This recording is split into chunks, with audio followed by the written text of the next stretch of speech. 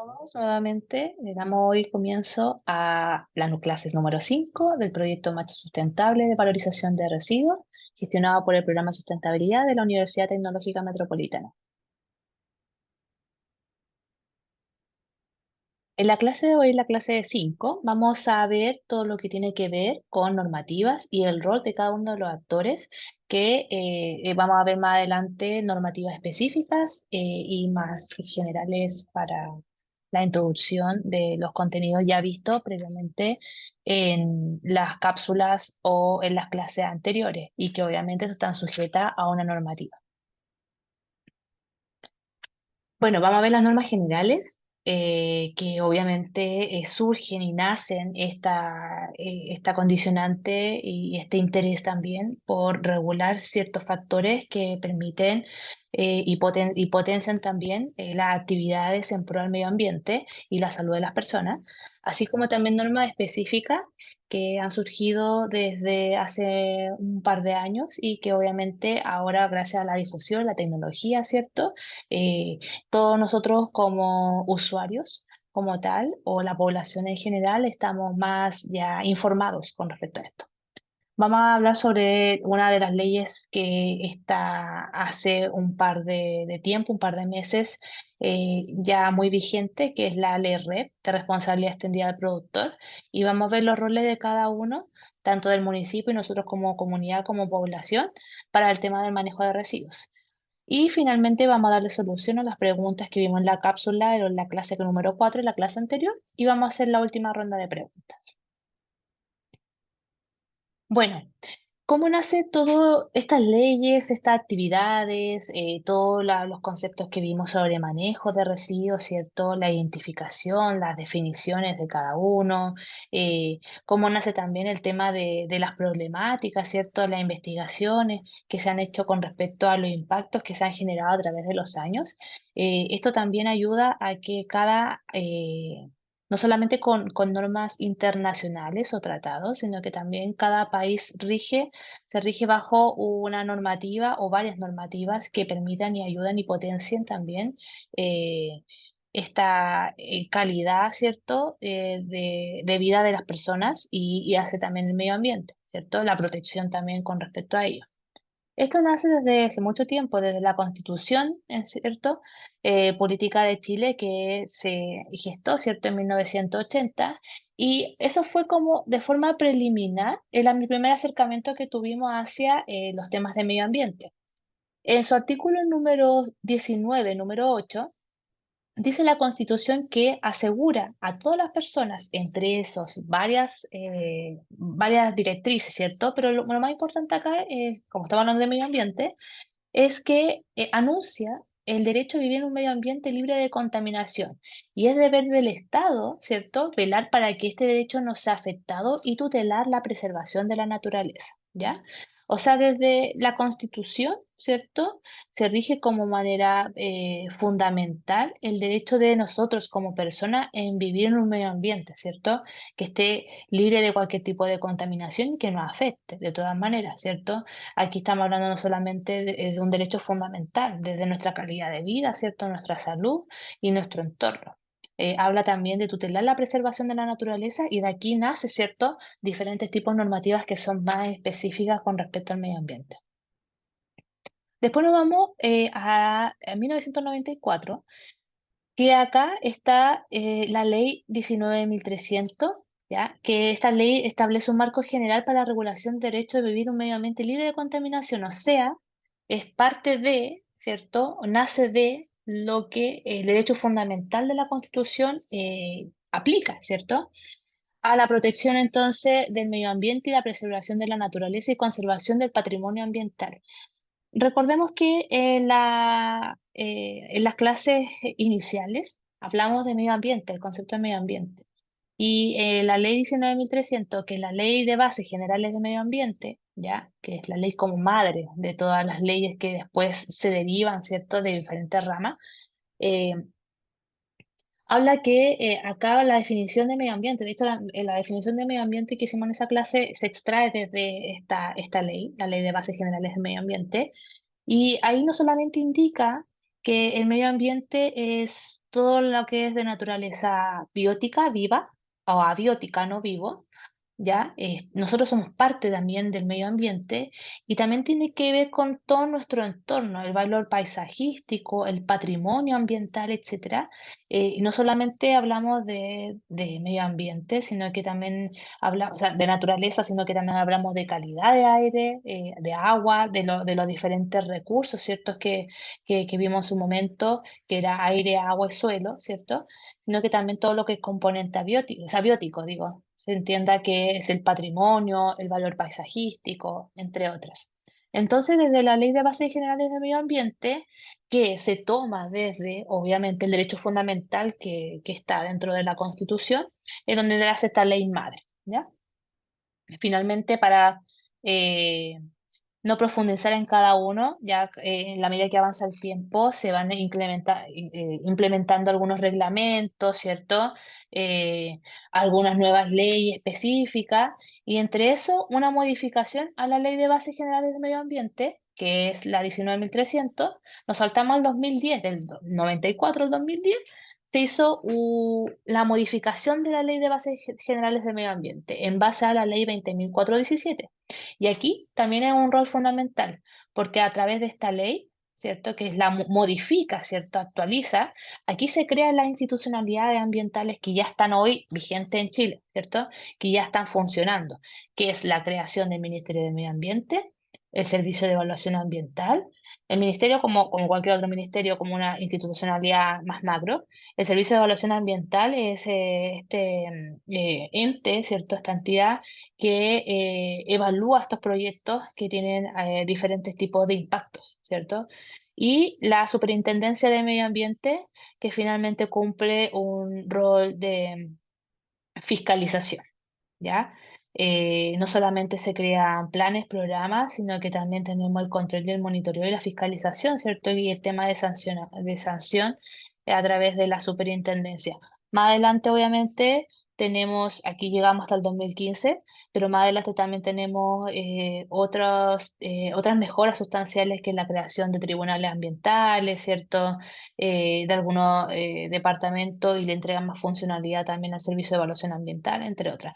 Pero a grandes rasgos, súper importante que tengan en claro que desde la Constitución nace un derecho fundamental que es la protección del medio ambiente, la preservación de la naturaleza y el derecho de vivir en un medio ambiente libre de contaminación, un derecho fundamental que tienen que tener todas las personas. Y de ahí nace la Ley General de Bases Generales de Medio Ambiente, ¿cierto? Y después la modificación para la creación de la institucionalidad ambiental.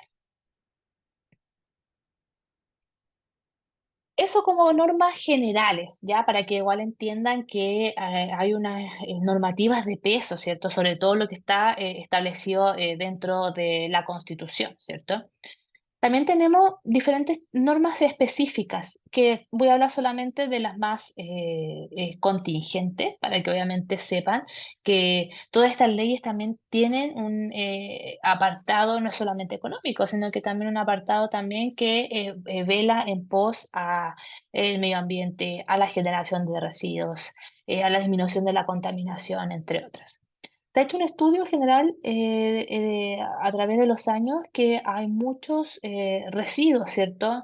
Que son de consumo inmediato y por ende el descarte también es en el mismo momento, en ese mismo instante. Es por eso que ahora les vengo a mostrar la ley 21.368, que es la ley de plástico y productos de un solo uso, la ley PUS, ¿ya? ¿Por qué derivamos o definimos productos de un solo uso? Porque como les había comentado, hay productos, y muchos productos que son consumibles. O sea, yo lo adquiero en el momento, lo consumo en el minuto y por tanto lo desecho en el minuto, ¿ya? No es que yo tenga un periodo prolongado, ¿cierto? En el tiempo en que yo pueda obviamente extender un poco desde la decisión de consumo y desecho, sino que es todo al instante, o sea, desde la adquisición, el consumo y el descarte. Entonces se promulgó en agosto de 2021 esta ley, la ley PUSO, que regula los plásticos de un solo uso y las botellas plásticas de origen desechables, ya no estamos hablando de las retornables. Se preguntarán por qué, porque las retornables, como dice muy bien su palabra, retornan. Entonces, ¿nosotros qué hacemos, cierto? Vamos al negocio, vamos con nuestro envase, ¿cierto? Compramos otra bebida, pero nos aseguramos de devolver el envase porque ese envase, obviamente la empresa lo recolecta, lo lava, ¿cierto? Etcétera, y lo rellena y empieza un proceso circular. Eso hace mucho, mucho tiempo, ¿ya? De reutilización. Pero acá solamente regulan las botellas plásticas desechables y los plásticos de un solo uso. El objetivo entonces es proteger el medio ambiente y disminuir la generación de residuos, porque claro, como el consumo y el descarte es instantáneo, la generación de residuos es diario. Entonces es preocupante esa cifra. Limita la entrega de productos de un solo uso, ¿cierto? En establecimiento de expendios de alimentos. Entonces, como comprenderán, no sé si ya han visto que ya las bombillas, ¿cierto? Son ya o son metálicas, o son de madera, o son de papel, ¿cierto? Pero ya no son plásticas, porque claramente yo bebo mi bebestible, ¿cierto? Mi bebida, y esa bombilla ya queda como descarte, no se puede volver a reutilizar. ¿Cierto? Bueno, esta ley fomenta la reutilización, la certificación, la regularización de botellas plásticas desechables. ¿A qué llamamos esto? Reutilización. La idea es que al sacar todos estos productos de un solo uso del mercado y que no se vuelvan a comercializar, esta ley permite que las empresas puedan invertir en materiales, ¿cierto? En investigar, en diseñar una materialidad que sea resistente o sea reciclable o en su defecto pueda ser compostable, ¿cierto? La certificación también es súper importante porque asegura que la materialidad viene a lo mejor de residuos que son reciclables, por ejemplo y que vuelven a retornar al sistema de producción. Y obviamente, como dice la regularización de botellas plásticas desechables, porque las retornables ya tienen su objetivo obviamente muy claro, que es la retornabilidad, que es el reuso de este material. Bueno, y como la ley de plásticos, entonces regula las botellas como tal, ¿ya? La obligación en este caso es que, como dice acá, como un desglose general de qué habla de estos plásticos de un solo uso. Prohíbe todo lo que es la entrega de polietileno expandido, ya sea bombillas, revolvedores, cubiertos, palitos de plástico de un solo uso, en establecimiento de expendio de alimentos. Y las botellas plásticas, obligación de los supermercados a ofrecer y recibir botellas retornables, en venta presencial o por medio electrónico. O sea, no solamente tenemos que ir físicamente, sino que también a través del e-commerce, que es, no sé, vamos por el computador, ¿cierto? Llenamos la canasta, ellos tienen que tener una opción de poder usar, ¿cierto? Esta alternativa de retornabilidad de las botellas. Entonces, en grandes rasgos, es lo que se trata la ley PUS, ¿ya? La idea es eliminar todo esto del mercado y que obviamente las empresas empiecen a optar, ¿cierto? A diseñar, ¿cierto? A invertir, tecnologizar, ¿cierto? La materialidad de estos productos o insumos que son necesarios, pero no es necesario ese material tan convencional y tan descartable, tan desechable, que obviamente genera una brecha, ¿cierto? Y impactos negativos hacia el medio ambiente. Y hacen crecer también la generación de residuos, que es bastante. Bueno, como otra norma específica está la ley de bolsas plásticas, ya promulgado en julio de 2018 también, ya, que de forma paralela también a esta ley. Entonces, esta ley lo que viene a normar es también el retiro sustancial, ¿cierto?, de todos los supermercados, de todo el retail, y tiene la prohibición, ¿cierto?, de poder vender, ¿cierto?, comercializar las bolsas plásticas que son desechables, ¿ya?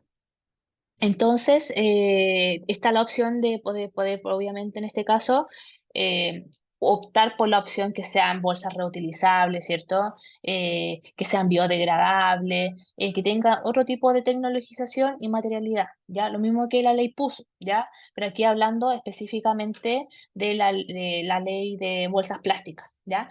El 2019 estaba arraigado específicamente a lo que era supermercados y el retail, y tiene la posibilidad entonces de poder extenderse hacia el 2020 para pequeños y medianos negocios.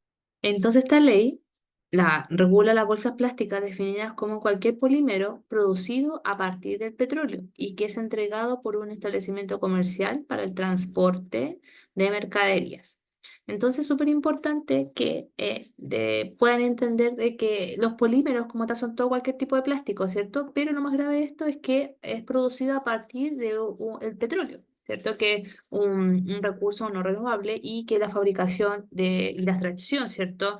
De este recurso como tal es altamente impactante.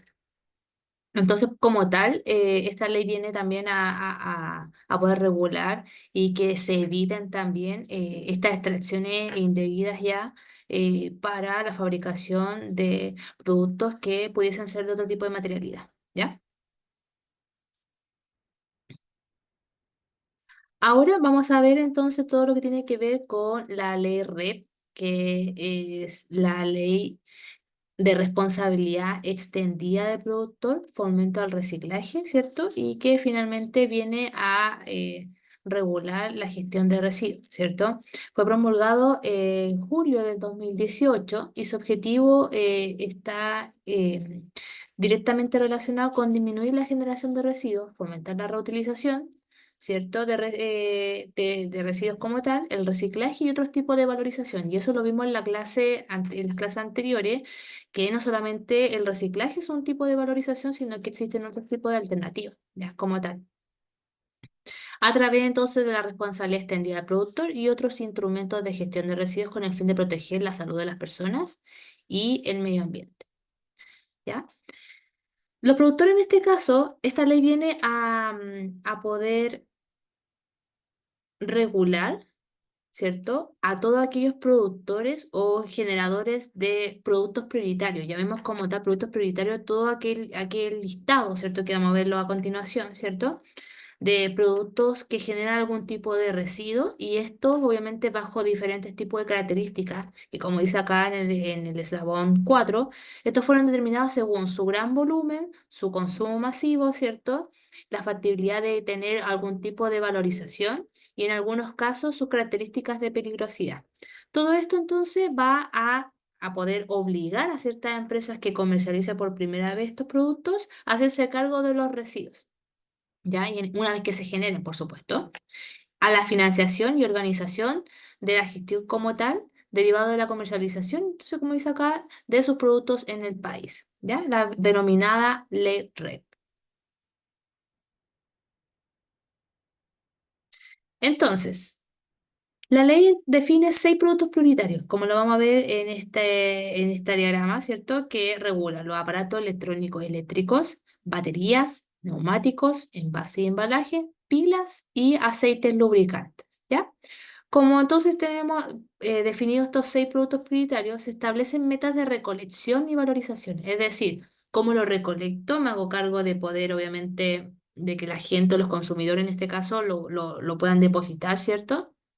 Y el traslado, y así como también cómo lo voy a valorizar. ¿Qué técnicas de valorización voy a aplicar en cada uno de ellos para poder, obviamente, rescatar un porcentaje o su totalidad? Y son establecidos mediante decreto supremo por el Ministerio de Medio Ambiente. Y el Ministerio de Medio Ambiente es la institucionalidad ambiental que viene a regular a través de estos decretos de metas que van obviamente de forma creciente todos los años para que estas empresas puedan obviamente asegurar y obligarlos también a que se hagan cargo de los residuos de sus productos que comercializan en el país. ¿Ya? Aparte de estos 6 productos prioritarios, el Ministerio de Medio Ambiente dijo que ya en el futuro, una vez que se decreten estos, valga la redundancia, decretos de metas de cada uno, que establece metas de recolección y valorización de estos 6 productos prioritarios, van a haber 3 productos prioritarios más, ¿ya? Bajo la definición que habíamos dicho, de la alta capacidad de consumo, ¿cierto? De descarte, de generación de residuos, ¿cierto? Los grados de peligrosidad. Tenemos en este caso la ropa y el textil. Sabemos que es una industria que es de consumo masivo a diario, ¿cierto? De descarte, todo lo que sea el fast fashion o la moda rápida, ¿cierto? Hace que estas, por ejemplo, prendas que son de temporada o en tendencia queden obsoletas, ¿ya? De descarte en muy poco tiempo o solamente dura una temporada. Entonces la ropa y textil es súper importante en estos nuevos productos prioritarios. Medicamentos también, o sea, el grado de peligrosidad de descartar un medicamento, todo lo hacemos. eh, no hay una norma como tal que a nosotros como consumidores nos permita regularizar y ver un sitio adecuado para disponer, ¿cierto? Estos residuos. Nosotros los disponemos en la basura convencional, ¿cierto? En el camión recolector municipal y eso se va a un relleno sanitario. Y todo lo que es artículos de pesca también es súper importante, ya que no solamente son residuos que afectan a nivel país, a nivel metropolitano, sino que también en muchas regiones eh, están la industria pesquera y que obviamente hay mucha falta de regularización de sus residuos y dejan a la deriva, ¿cierto? En mares, océanos, cursos de agua, lagos, estos residuos que finalmente son plásticos, se pueden recuperar o se pueden intervenir en cambiar la materialidad, en el diseño también, desde el origen. Así como tal, entonces, funciona la ley RED. La ley RED viene entonces a regular todos los generadores, fabricantes o productores de productos prioritarios. El Ministerio de Medio Ambiente establece metas de recolección y valorización, ¿cierto? Y a través de un organismo de financiamiento y sistema de gestión, viene a que todos estos residuos que están en el mercado, ¿cierto? Y son consumidos por nosotros, no solamente particulares, sino que organizaciones, también empresas. eh, Consuman estos productos prioritarios y generen residuos. Entonces, para que puedan obviamente organizar y financiar a través de los diversos gestores, cómo van a recolectar estos residuos que nosotros generamos por el consumo mismo de estos productos. Y obviamente generan alianzas con municipalidades, empresas de valorización, recolectores de base, entre otros. ¿Ya? Y la Superintendencia de Medio Ambiente es el ente que fiscaliza y controla y sanciona como tal. Por tanto, la ley de reciclaje funciona de esta forma. Fabricantes e importadores introduce productos prioritarios al mercado, que son de consumo masivo. El Ministerio de Medio Ambiente dice, establezco metas de recolección y valorización todos los años y tú lo que comercialices, tú un porcentaje me tienes que recuperar, ¿cierto?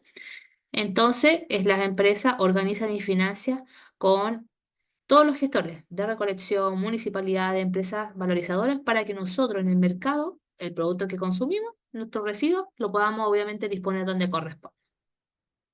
Y aquí es donde nosotros actuamos, como en el mercado mismo al adquirir este producto prioritario y el consumo como tal de este producto para poder generar un residuo.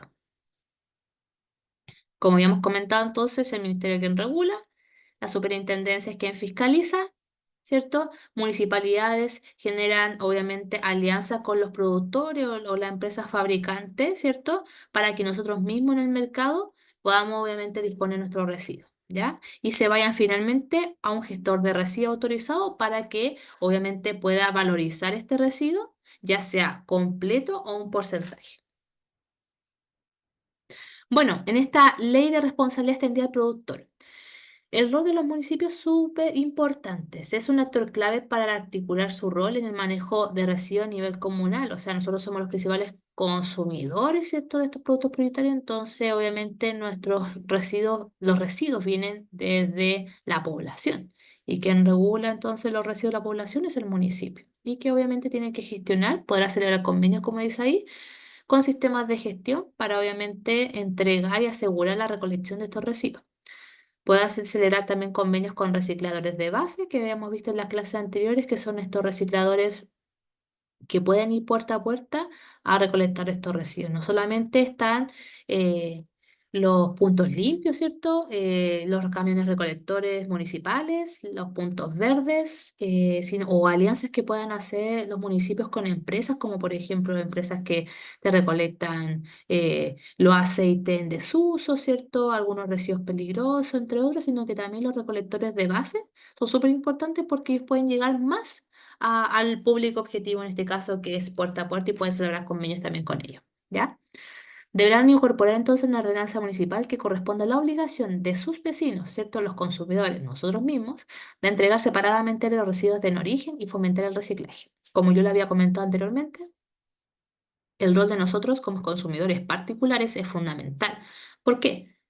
porque nosotros tenemos que hacer la debida segregación, separación de los residuos desde el origen, y el origen somos nosotros, desde quien genera el residuo como tal. Entonces, por tanto, una buena segregación permite una buena recolección y una buena gestión de residuos al final de la cadena, ¿cierto? Para la valorización. Entonces, nuestro rol es fundamental. Y promover la educación entonces ambiental en la población sobre prevención en la generación de residuos y su valorización. Todas estas campañas que tiene el municipio, ya sea con privados, en la cuenta pública, con consulta ciudadana, con, por ejemplo, reuniones que tienen con adultos mayores, con las juntas de vecinos, entrega de folletos informativos, diarios municipales, entre otras o talleres también que hace las municipalidades en pro a temas de medio ambiente, es parte de la educación ambiental que nosotros como población tenemos derecho también a recibir y educarnos también para poder participar, porque obviamente nosotros no sabemos. Finalmente son ellos quienes nos dan las instrucciones de cómo seguir, que nos dé obviamente la instrucción es clara de las actividades a seguir, dónde están los puntos limpios, qué se va a reciclar, qué se va a recuperar, con qué frecuencia se va a retirar en nuestros residuos, en nuestras casas, si cuentan con recicladores de base o no, si existen o no. Eso es parte también del rol del municipio de informar, ¿no? De la debida información hacia la comunidad. Y bueno, nuestro rol como comunidad es súper importante. Actuamos como consumidores de un producto prioritario. Nosotros consumimos como tal, ¿ya? ¿Y quiénes generan los residuos de un producto prioritario? Puede ser personas, organizaciones, puede ser agrupaciones, ¿cierto? Eh, por ejemplo, no solamente yo como persona natural, sino que también si yo tengo un negocio, ¿cierto? Dentro de mi barrio, también soy generadora y consumidora de un producto prioritario y genero un residuo como tal. Y nuestro deber entonces es separar debidamente y entregar los productos prioritarios en lugares de recolección autorizados, en gestores, ya sea recolectores de base, puntos limpios móviles, puntos verdes, no sé, estos contenedores que hacen retiros de cachureo, entre otras. Pero obviamente que la municipalidad eh, gestione, ¿cierto? Y sea debidamente autorizada. Entonces, finalmente, esta ley REP viene a contemplar la responsabilidad que tiene un productor, una empresa que comercializa por primera vez, ¿cierto? Estos productos prioritarios, nosotros los consumimos y obviamente se hace cargo de la recolección a través de una gestión con la municipalidad para que retornen y lo aseguren, ¿cierto? Para empresas de valorización. Entonces, la debida jerarquía en el manejo de residuos deja en el último eslabón la eliminación. Ya, por tanto, habíamos visto en las clases anteriores que la eliminación finalmente es la recolección, ¿cierto? Que viene de los camiones recolectores municipales y se van a rellenos sanitarios donde prácticamente los entierran, excavan un orificio gigante, ¿cierto? En sitios que están aledaños, ¿cierto? A nuestra región metropolitana, por ejemplo, si queremos hablarlo a nivel regional, o sea, a nivel también hacia el norte y sur también, pero obviamente hay mucho más espacio en la cuenca de la región metropolitana, hay varios rellenos sanitarios y finalmente lo que hace es en enterrar y lógicamente se aseguran de que toda la sustancia, el líquido que percola debajo de las napas subterráneas se puedan recuperar, ¿cierto? Se pueda rescatar y obviamente las emisiones también atmosféricas que son obviamente inflamables, como el gas metano, también se pueda capturar, ¿ya? Pero los residuos siguen estando ahí, ¿cierto? Y su degradación puede tardar años. Entonces, en la escala de jerarquía, primero tenemos la prevención, ¿cierto? Primero es prevenir que yo pueda utilizar algo que genere algún residuo, que es parte también, como yo les comentaba, de la economía circular. La economía circular viene a poner todas estas aristas de poder repensar, diseñar, ¿cierto? Cambiar la materialidad, educar, entre otras, para no solamente hacerme cargo de un residuo, sino que a ver si puedo prevenir también un residuo, la generación de uno, y si existe que esto recircule también en la cadena productiva. ¿Ya? Entonces, primero la prevención. Si puedo prevenir, ¿cierto? La generación de un residuo es la primer eslabón de jerarquía, ¿ya? Si ya no lo puedo prevenir, ¿cierto? Lo tengo que utilizar, ¿ya? El segundo eslabón, preparación para la reutilización, ya, no lo descarto. ¿ya? Pero sí lo voy a utilizar en otra función, lo voy a reutilizar, ¿cierto? No sé, una botella desechable de bebida, la voy a cortar por la mitad y lo voy a hacer como macetero, ejemplo, ¿ya? Y una vez que ese macetero se malogre en el tiempo, yo ahí recién pienso en reciclarlo, lo voy a mandar como una botella de PET, lo voy a mandar a un punto limpio para que lo vayan a reciclar, ¿cierto? O lo llevo al punto limpio municipal. El reciclaje siempre lo tenemos replanteado y pensado con que es la primera alternativa, ¿ya? Para poder valorizar un residuo. Y finalmente hay muchas alternativas previas antes de pensar en reciclaje, ¿ya? Finalmente entonces tenemos la valorización energética, que obviamente es un porcentaje de recuperación. Y en el último escalón, eslabón de la cadena, la eliminación. Eso entonces. Espero que hayan quedado los contenidos claros y vamos ahora a darle solución a las preguntas de la clase anterior. La primera pregunta consiste en que los modelos exitosos vistos en clase promueven la actividad de economía circular. Eso era verdadero, ¿ya? Vimos muchas ideas entretenidas de modelo exitoso, ya sea no solamente de diseño, ¿cierto? De materialidad, sino que también algunos de reutilización, entre otros. Fueron muy, muy buenos y entretenidos modelos que vimos de proyectos que están en Chile y también a nivel internacional y que eso obviamente promueve la actividad de la economía circular. La segunda pregunta dice rechazar, repensar y reducir el uso y fabricación de productos. ¿Son alternativas que destacan en la economía lineal? Eso es falso, ¿ya? Habíamos dicho que la economía lineal, como dice su palabra, es lineal porque se extrae, se produce, se consume y se descarta. La economía circular, como bien dice su palabra, circula, ¿ya? Y lo que hace es que el residuo que se genera vuelva a introducirse en el mercado. Pero no solamente eso, sino que también previo, ¿ya? Vimos la escala jerárquica del manejo de residuos. Primero la prevención. Veamos a través del ecodiseño, de la innovación, del diseño como tal, de cambiar la materialidad, de la educación ambiental, podemos también ver otras alternativas para poder evitar la generación de un residuo o ver si podemos hacerlo de la mejor forma y que el residuo como tal sea en menor proporción, ¿ya? Entonces, esto es alternativas que destacan la economía lineal y no son propias disculpen, de la economía circular y no son propias de la economía lineal. Bueno, y ahora la ronda de preguntas de la clase de hoy. La número uno dice, en la actualidad se han establecido cuatro productos prioritarios en la ley RED, entendiéndose como tal, envase y embalajes, electrónicos, aceite y baterías. ¿Verdadero o falso? Y la segunda pregunta indica que la ley PUSU viene a regular los plásticos de un solo uso y las botellas desechables. ¿Verdadero o falso? Esta la vamos a resolver en la próxima clase. Desde ya entonces, a modo resumen, súper importante de que todos los contenidos vistos en las clases anteriores no nacen porque hay interés de algunos pocos, sino que también, como lo vimos en esta clase al principio, existe una legislación madre, ¿cierto? Que son los derechos fundamentales y habla desde a partir de la Constitución, ¿cierto? De 1980, que dentro de nuestros derechos fundamentales como ciudadanos, em, tenemos que vivir entonces en un medio ambiente libre de contaminación, ¿cierto? Y en base a eso nacen todas estas leyes, como la ley de base del medio ambiente y otras normas que son específicas, ¿cierto? Que vienen a resguardar y a respaldar, ¿cierto? Lo que por derecho fundamental nos corresponde a través de la Constitución. ¿Ya?